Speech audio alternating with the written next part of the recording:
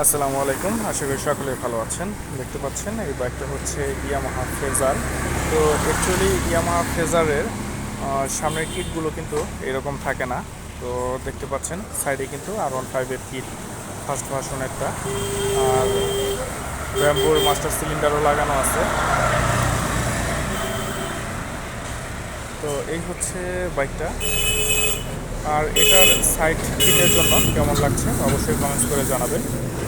আর এই মডিফিকেশনটা আমি নিজে হাতে করেছি, কারো সাহায্য ছাড়াই। ক্লামগুলো নিজেই তৈরি করেছি এবং কি লেদের মাধ্যমে সেগুলোকে পূর্ণাঙ্গ রূপ দিয়েছি।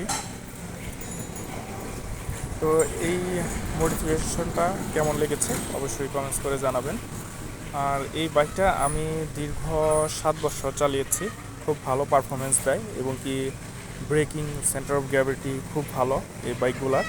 আর বর্তমানে দেখা গেছে যে 80, 90, 1 লাখের মধ্যে এই বাইকগুলো পাওয়া যায়। খুব কমফোর্টেবল একটা বাইক। আর এটার ইঞ্জিনের সাউন্ডও এখনও অনেক স্মুথ। বিশেষ করে আগের যে বাইকগুলো ছিল সেগুলোর ইঞ্জিনের সাউন্ড একটু বর্তমানে যে বাইকগুলো আছে সেগুলো চাইতে অনেকটাই ভালো।